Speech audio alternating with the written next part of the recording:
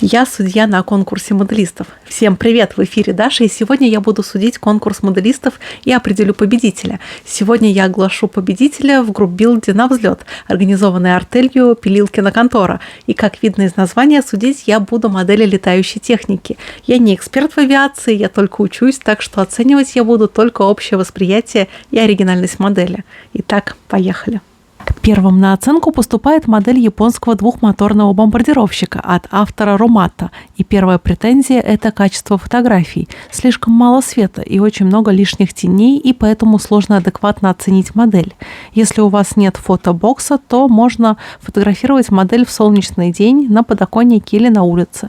Или просто использовать хотя бы 2 источника света при фотографировании. По модели могу отметить, что классно выполнены сколы. Вторая работа тоже от Румата, и, видимо, автор решил брать числом. И проблема тут та же, что и у первой работы. Слишком плохой свет при фотографировании. Также и тут есть косяки при окраске желтой полосы. Видно, что краска залезла под малярный скотч, и в таком случае надо перекрашивать эту полосу. А еще у модели кое-где виден стык 2 половин фюзеляжа, что тоже очень нехорошо. Константин представил модель истребителя Spitfire в 48-м масштабе. Тут уже проблем с фотографиями нет. Модель сфотографирована на ровном фоне и с приятным светом. И окраска модели вышла на очень хорошем уровне. Очень приятный блеск, прям все тут в меру, и в меру выполнена смывка. Очень классно сделаны следы пороховых газов у пулеметов в крыльях. Так что это пока модель претендент на победу. Посмотрим, какие работы будут дальше. И снова модель от Румата, и на этот раз легкий немецкий самолет Шторих. Причем не обычный Шторих, а тот, на котором летал сам Роммель. Тут уже, кстати, все в порядке со светом, так что можно нормально оценить модель. У модели очень классно сделан характерный пятнистый окрас. И с полосой на хвосте тоже у него проблем нет. Единственное, к чему я могу придраться, это, как мне кажется, однотонность цвета. Самолеты тем и сложны, что порой большие плоскости смотрятся довольно скучно, и поэтому сама модель тоже выглядит не очень интересно при очень качественной окраске. А следующую работу сделал Алексей, и это снова отличная модель. И, видимо, британские истребители всегда смотрятся отлично. Желто-зеленый камуфляж всегда смотрится красиво, а по общему восприятию модель немножко уступает другому британцу, который был показан ранее. Так что на данный момент лидер не изменился. Смотрим работы дальше. Следующая работа – это истребитель Лак-3 в 48-м масштабе, если я не ошибаюсь. Автор Кирилл. И вот и появился серьезный конкурент Спитфайру. Просто потрясающая по деталировке модель. Я уже не говорю о шикарном зимнем камуфляже, и он в меру ободран. И обратите внимание, хоть у этого самолета тоже есть много плоскостей, но на него интересно смотреть. И обратите внимание на лыжи. Они сделаны с полноценной фактурой дерева.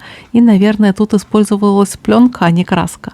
Также уместно показан двигатель с пулеметными установками. И кабина проработана очень хорошо. Особенно мне понравилась приборная панель. Так что, увы, Spitfire пока уходит на 2-е место. Алексей сделал для конкурса модель немецкого истребителя Мессершмитт в необычной окраске. Вначале можно подумать, что это самолет скорой помощи. Вот только как размещать больных в тесной кабине Мессера? Но на самом деле этот самолет принадлежит Швейцарии. И тут очень классно сделаны красно-белые полосы. Очень умеренная смывка, очень оригинальный окрас. Алексей прислал «Мустанг» на службе британской армии, и модель окрашена в металлик. Но окраска вышла немного скучноватой, хоть и аккуратной. Хотя, если честно, я даже не знаю, как можно разнообразить окраску самолета в металлике. Автор с псевдонимом «Имя» закончил Як-9К от ARC, и модель тут отлично окрашена.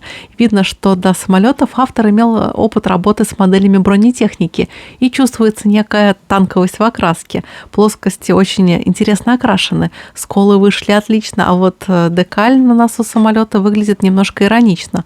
Но в целом модели тут чего-то не хватает. Все-таки она пока не может побить зимний истребитель. И лидер нашей гонки остается прежней. Сергей сделал аэрокобру нашего аса Покрышкина, и проблема у этой модели одна, и она очень глобальная. Плохие фото. Модели просто не видно, ее очень сложно адекватно оценить. Но все равно спасибо Алексею за участие в конкурсе.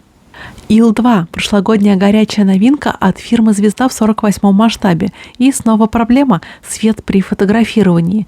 Нужно как минимум 2 источника света, чтобы не было теней, которые скрывают часть модели. У модели видна некая неоднородность цвета между основным светом и камуфляжем. И, думаю, эту проблему мог бы решить лак. Или даже лучший фильтр, который бы сгладил бы эту диспропорцию.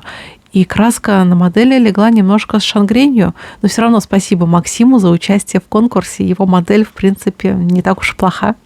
Максим прислал другую модель, и это снова миг. И снова проблема с фотосессией. Тут нужен всего лишь второй источник света. Но если его нет, то можно поставить лампу хотя бы на уровне объектива, хотя бы с той же стороны. И прикольно тут сделаны клепки и нижние плоскости самолета. И неплохо выполнена кабина пилота.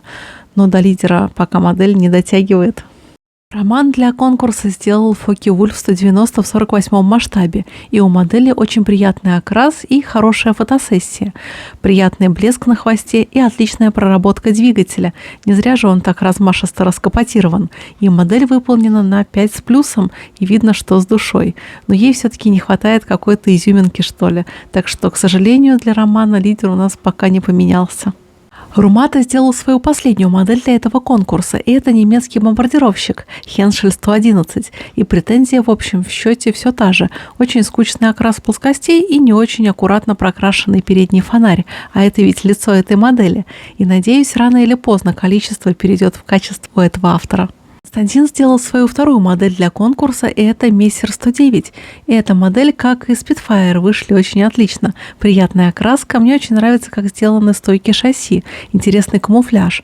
Но нос смотрится блекло и однотонно. Так что Spitfire, по моему очень субъективному мнению, вышел у Константина немножко лучше Мессера.